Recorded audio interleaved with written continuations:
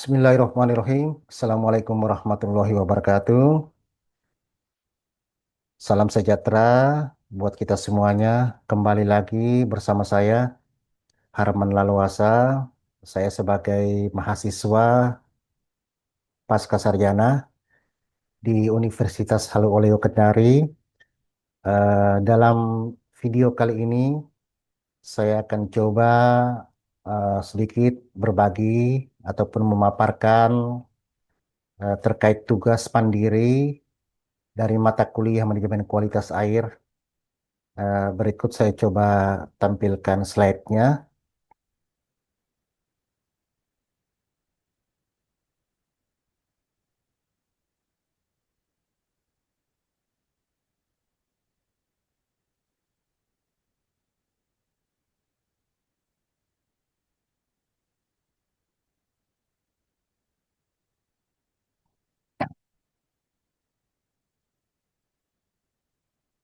Ya, slide-nya sudah terlihat di layar. Eh, Pada kesempatan ini, saya akan coba memaparkan salah satu tugas mandiri berjudul Pengendalian Makroalga pada Lingkungan Budidaya Akuatik. Oleh saya sendiri, Herman Leluasa, nomor induk mahasiswa G2M124011, mata kuliah Manajemen Kualitas Air. Nah, sebagai pengantar, definisi daripada makroalga ini, makroalga adalah tumbuhan laut yang berukuran besar yang hidup menempel di substrat di lingkungan perairan seperti batu, lumpur, ataupun di dasar tambak.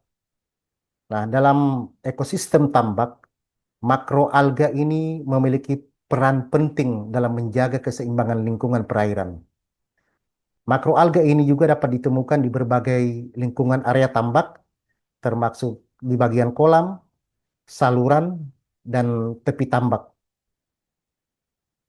Jadi dalam kawasan-kawasan tertentu ini jumlah makroalga ini atau tanaman makroalga ini sering kita dapatkan, sering terlihat itu pada kawasan-kawasan tambak, khususnya tambak-tambak tradisional.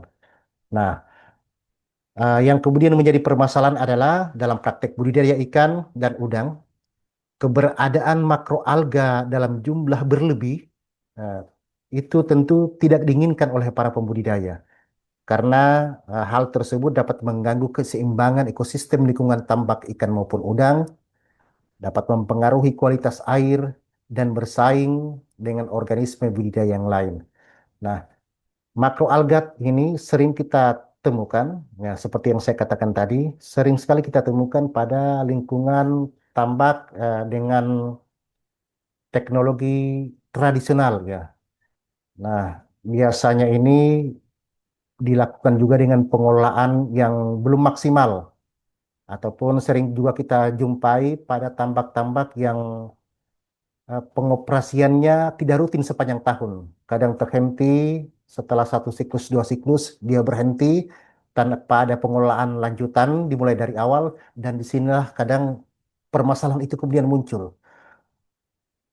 Tambak yang tradisional tadi yang setelah hasil panennya yang pertama ataupun kedua kadang dibiarkan, tidak dikeringkan dan dibiarkan airnya mengendang di dalam tambak tersebut. Nah, inilah yang kemudian muncul permasalahan tumbuhnya makroalga ini dalam jumlah yang cukup besar yang seringkali keberadaannya tidak diinginkan oleh para pembudidaya. Beberapa jenis makroalga yang ditemukan dalam lingkungan perairan tambak. Jadi ada terdapat beberapa jenis makroalga yang seringkali ditemukan dalam lingkungan tambak, khususnya pada areal tambak yang memiliki substrat tanah berpasir. Yang pertama ada jenis sargassum. Jenis makroalga ini dikenal karena mampu membentuk lautan rumput laut yang besar dan mengambang yang dapat mengganggu perairan terutama di kawasan-kawasan tropis. Kemudian ada jenis turbinaria. Makroalga ini juga sering ditemukan dalam jumlah yang besar di perairan tambak dan pertumbuhannya yang cepat dapat menyebabkan perubahan ekologi lokal. Kemudian ada lagi jenis Halimeda. Jenis alga hijau ini juga sering ditemukan di perairan tambak dangkal dan pertumbuhannya yang berlebih dapat menyebabkan perubahan habitat bagi biota laut lainnya. Terus yang terakhir ini yang biasa umum kita temukan adalah ganggang hijau. Ganggang hijau ini juga dikenal dapat tumbuh dengan cepat dan pertumbuhannya yang berlebih dapat mengganggu keseimbangan ekosistem, terutama jika terjadi pergeseran habitat. Nah, ini seperti ini kira-kira, nggak seperti ini ya, model jenisnya, ada sargassum, ada turbinaria, kemudian halimeda dan ganggang hijau. Ya. Nah, apa saja dampak negatifnya? Yang pertama, tentu penurunan parameter kualitas air, di mana pertumbuhan makroalga yang berlebih ini dapat menyebabkan penurunan kualitas air seperti peningkatan kadar zat hara dan penurunan kadar oksigen terlarut, terutama pada kondisi malam hari ya. Apalagi ketika di tambak tersebut terdapat ikan ataupun udang yang dibudidayakan, tentu ini menjadi permasalahan tersendiri. Kemudian yang kedua adalah perubahan habitat, di mana makroalga yang tumbuh dengan sangat banyak ini dapat mengubah struktur habitat sehingga dapat mengurangi kesesuaiannya bagi biota perairan lain, terutama bagi biota primer yang kita budidayakan di situ. Kemudian yang ketiga adalah gangguan ekosistem, di mana pertumbuhan berlebih dapat mengganggu keseimbangan ekosistem secara keseluruhan dan misalnya dengan mengurangi jumlah cahaya yang sampai ke kolom perairan ataupun ini dapat dapat memblokir ataupun dapat menghambat sistem sirkulasi ataupun aliran air. Nah, apa saja faktor-faktor yang mempengaruhi pertumbuhan makroalga di tambak? Yang pertama, kandungan nutrien atau eutrofikasi. Tingginya konsentrasi nitrat, fosfat, dan amonia akibat pakan berlebih, limbah organik, ataupun pupuk yang menyebabkan pertumbuhan alga menjadi berlebih. Biasa dikenal dengan alga blooming ya. Kemudian sumber nutrien juga ini bisa datang dari limbah domestik, ini limbah rumah tangga yang ada di wilayah di atas ya, wilayah yang memiliki dataran tinggi dan ataupun runoff dari lahan-lahan pertanian yang ada di sekitarnya. Nah, kemudian yang kedua adalah intensitas cahaya matahari, di mana makroalga ini memerlukan cahaya untuk fotosintesis. Nah, tambak yang sistemnya terbuka dan dangkal ini cenderung lebih mudah ditumbuhi alga. Sehingga air yang jernih memungkinkan penetrasi cahaya itu lebih dalam sampai ke dasar dan ini sangat mendukung terjadinya proses fotosintesis pada alga tersebut. Kemudian suhu air juga, suhu air yang hangat ya kisaran antara 20 sampai 30 derajat Celcius. Umumnya ini akan mempercepat pertumbuhan alga dan itu semua juga tergantung jenisnya. Kemudian ada salinitas. Jadi beberapa jenis makroalga seperti sargassum dan halimeda tumbuh baik pada salinitas-salinitas tinggi yang umum terjadi di tambak-tambak air payau dan air laut. Kemudian seterusnya adalah kurangnya predator dan kompetitor alami. Jadi jika ekosistem tidak memiliki herbivora seperti ikan yang memakan alga seperti baronang, ikan nila, ikan bandeng dan lain sebagainya, maka pertumbuhan makroalga ini menjadi tidak terkendali. Kemudian yang terakhir adalah pengelolaan tambak yang kurang optimal. Ini jelas ya. Jadi pengeringan dan pengolahan dasar tambang yang kurang optimal atau bahkan jarang sekali kita lakukan, mengurangi pengurasan tambak yang jarang dilakukan oleh para pelaku utama ataupun penjadwalan pemberian pakan yang tidak terkontrol saat kegiatan budidaya itu berlangsung di periode sebelumnya. Nah, apa saja tindakan-tindakan yang dapat dilakukan untuk mengendalikan makroalga di tambak ya, di lingkungan tambak. Jadi untuk mengatasi pertumbuhan makroalga yang berlebihan di kawasan tambak, perlu dilakukan pendekatan-pendekatan yang terpadu, yaitu mengelola lingkungan tambak, nutrisi serta sirkulasi air yang baik. Nah, berikut ini ada beberapa langkah yang dapat dilakukan eh, jika terjadi kondisi-kondisi makroalga yang berlebih pada lingkungan perairan tambak. Yang pertama, ada manajemen nutrisi. Manajemen nutrisi terkait dengan bagaimana kita mengelola atau mengontrol input yang masuk ke dalam tambak. Pertama, kita jelas harus mengurangi pakan berlebih. Di sini kita harus menggunakan pakan yang berkualitas dalam artian tingkat kecernaan yang baik ya, tingkat kecernaan yang baik dan berikan sesuai kebutuhan ikan dan udang agar sisa pakan ini menjadi tidak menumpuk sebagai nutrien bagi alga.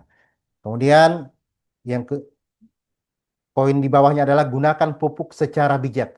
Jadi kita harus hindari penggunaan pupuk kimia secara berlebihan, terutama yang mengandung fosfat dan nitrogen yang tinggi. Jadi jenis pupuk seperti urea, NPK, tentu kita mesti lebih bijak dalam menggunakan pupuk-pupuk dengan jenis tersebut. Kemudian ada penggunaan probiotik. Nah, apa saja fungsi probiotik dan kaitannya di sini? Karena probiotik dapat membantu meminimalkan nutrien terlarut dengan menguraikan bahan organik serta menekan pertumbuhan alga. Kemudian yang kedua adalah perbaikan kualitas air. Jadi poinnya di sini adalah sistem sirkulasi air aktif atau aerasi. Aerasi ini akan mempercepat sirkulasi air, akan mengurangi penumpukan nutrien, dan tentu akan menghambat zona stagnan, ya stagnan tempat alga itu tumbuh. Kemudian poin selanjutnya adalah pergantian air juga secara berkala. Jadi tentu kita akan melihat kondisi yang ada di lapangan, tentu kita akan membuang air yang kaya nutrien dan gantikan dengan air bersih secara berkala atau secara teratur. Kemudian eh, langkah selanjutnya adalah bagaimana kita mengendalikan cahaya. Gunakan shading atau tanaman penuduh di sekitar tambak. Jadi untuk mengurangi intensitas cahaya yang masuk dan menekan proses fotosintesis alga tersebut. Yang kemudian yang seterusnya adalah dengan mengontrol kedalaman air. Jadi kondisi tambak dengan air yang terlalu dangkal akan mempercepat pemanasan dan penetrasi cahaya. Oleh karena itu, harus kita mengatur kedalaman optimal sesuai dengan spesies yang kita budidayakan. Kemudian ada pembersihan fisik atau pembersihan manual.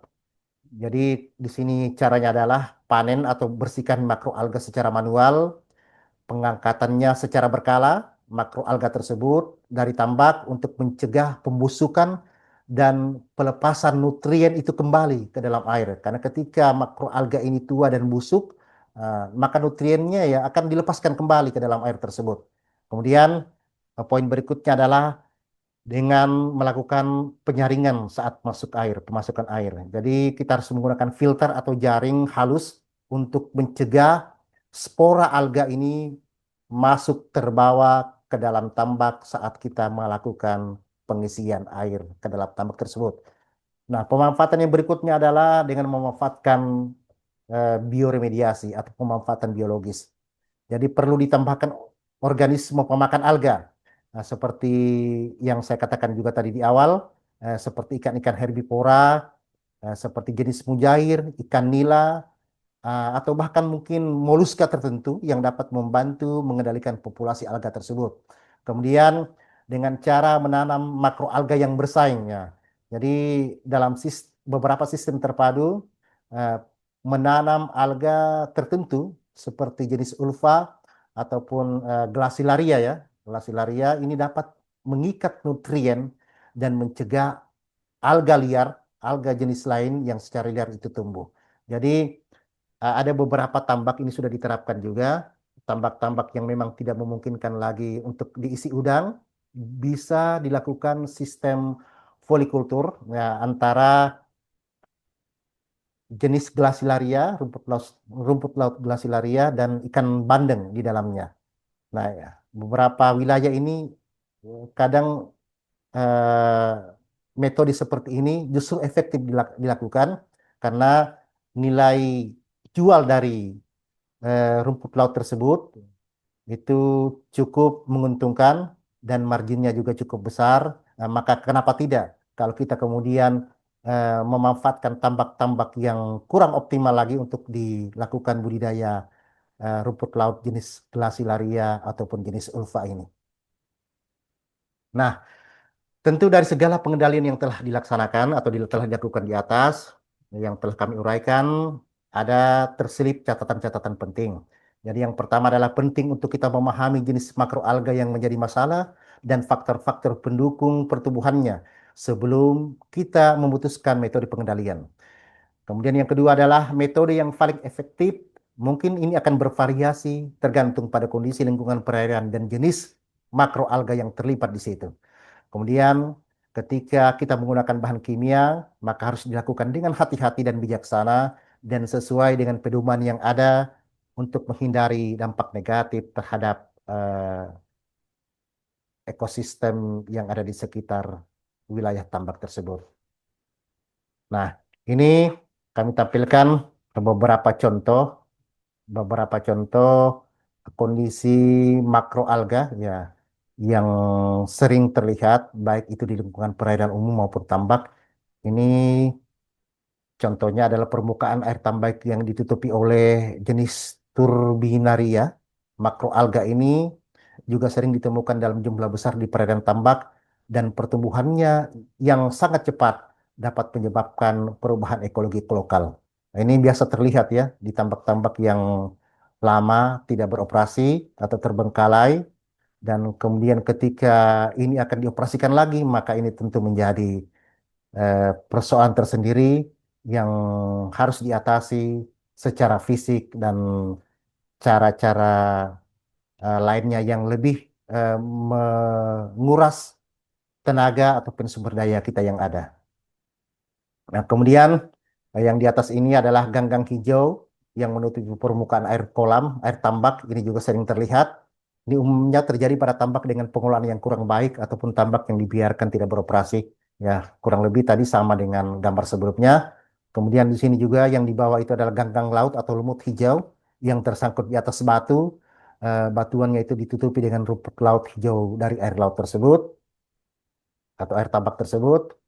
Nah, nah ini kondisi yang biasa terjadi di pantai ya, di dekat pantai. Ini dengan substrat yang berpasir ataupun sedikit berbatu. Nah, ini akumulasi besar dari ganggang hijau jenis ulva dan enteromorpha di muara-muara dangkal. Jadi ini terjadinya eutrofikasi di lautan ya. Ini bukan di areal tambak ini, tapi di lautan. Ini biasa sering kita lihat di wilayah-wilayah pinggir pantai. Nah, akhirnya sampailah kita pada eh, penghujung slide ini dan tentu apa yang telah kami jabarkan, telah kami uraikan di atas, tentu banyak sekali masih terdapat kekurangan, baik itu secara kami menyampaikan ataupun mungkin penjelasan-penjelasan kami yang belum sepenuhnya bisa eh, dijabarkan dengan sempurna, dijabarkan dengan detail. Tentu ini menjadi kekurangan kami secara pribadi. Oleh karena itu, kami memohon maaf bila mana ada terdapat kata-kata ya atau kalimat-kalimat yang tidak sesuai atau tidak berkenan terkait dengan penjelasan kami. Dan tentu saja yang terakhir adalah harapan kami, semoga video ini dapat bermanfaat, terkhusus bagi kami pribadi. Dan saya tutup, terima kasih. Akhirul kalam, wabillahi taufiq wal hidayah. Wassalamualaikum warahmatullahi wabarakatuh.